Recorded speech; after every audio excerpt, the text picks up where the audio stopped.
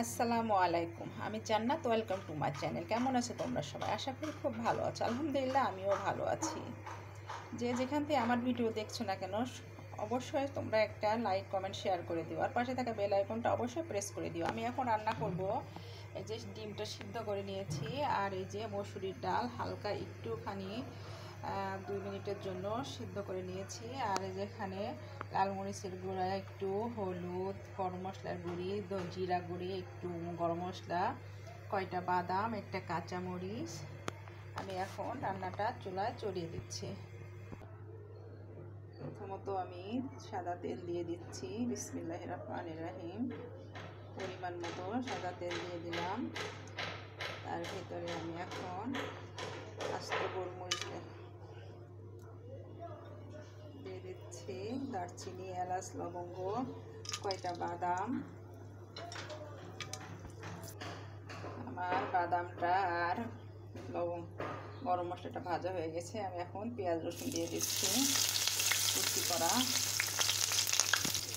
এখন এটা আমি লাল লাল করে একবারে ভেজে নেব। এখন আমি গুঁড়া মশলা আর ডিম দুটা দিয়ে দিচ্ছি। আমি চুলা থেকে নামিয়ে অন্য চুলাতে রেখেছি, তা না হলে মশলার গুঁড়ি জেলা পুড়ে যাবে।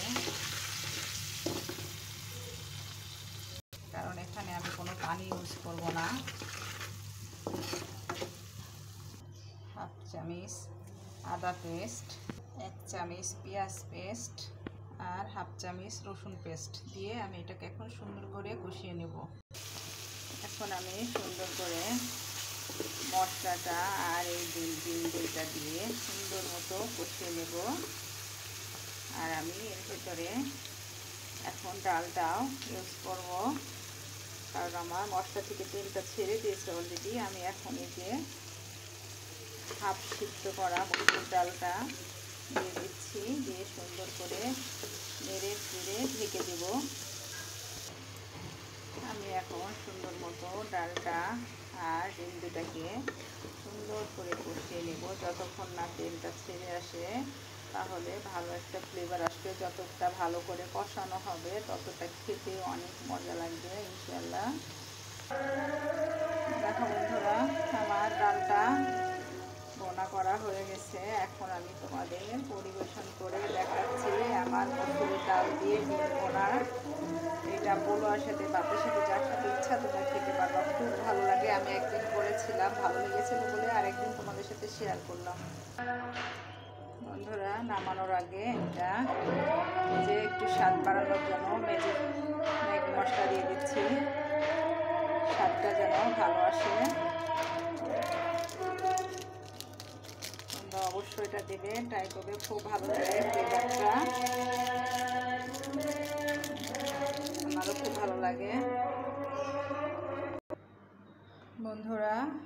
বন্ধুরা এই যে আমি পরিবেশন করে নিয়ে এসেছি আমার মসুরির ডাল দিয়ে ডিম দিয়ে ভোনা। এইটাতে কিন্তু তোমরা কোনো প্রকারে ঝোল রাখবে না। আমি জাস্ট একটুখানি পানি দিয়েছি, বেশি পানি দেওয়ার কোনো প্রয়োজন নেই। আমি মশলার সাথে রসুন, পেঁয়াজ আর লাস্টে তো দেখলে ম্যাগি মশলাটা দিলাম। অবশ্যই ম্যাগি মশলাটা দেওয়ার চেষ্টা করবে, অবশ্যই খুব ভালো একটা ফ্লেভার আসছে আর খেতে অত্যন্ত খুব ভালো লাগে। অবশ্যই তোমরা এভাবে মসুর ডাল দিয়ে ডিম দিয়ে বোনা করে খাবে, খুব মজা লাগবে। বন্ধুরা, আমার ভিডিও যদি তোমাদের ভালো লেগে থাকে অবশ্যই লাইক, কমেন্ট, শেয়ার করে দিও। আর পাশে থাকা বেল আইকনটা অবশ্যই প্রেস করে দিও। তাহলে কি হবে, যখনই নিত্য নতুন ভিডিও আপলোড করব আমি সাথে সাথে নোটিফিকেশন চলে যাবে তোমাদের কাছে। অবশ্যই কমেন্ট করে জানিও বন্ধুরা যে আমার সাথে কথা বলতে তোমাদের কেমন লাগে, আমার রান্না কেমন লাগে, আমাকে তোমাদের কেমন লাগে। আমার বিশ্বাস করো, তোমাদের আমার সবাইকে ভালো লাগে। আর আমি যার ভিডিও দেখি না কেন, তোমরা বলো আর নাইবা বলো, আমাকে বলার কোনো দরকার নেই। আমি সবার ভিডিওটা ফুল দেখি, ইনশাল্লাহ দেখব। আর লাইকটা অবশ্যই তো ফার্স্টে তো লাইকটা করেই থাকি, কারণ তোমাকে লাইক করলে কি আমার কোনো লস আছে বলো? আমার কোনো লস নেই। তাহলে আমি তোমাকে কেন লাইকটা করব না, কেন সম্পূর্ণ ভিডিওটা দেখবো না? এতে তো আমাদের আরও লাভ। এই জন্য সবাই বলছি, সবাই সবার ভিডিওটা সম্পূর্ণ দেখো আর লাইক করে দিও, শেয়ার করে দিও।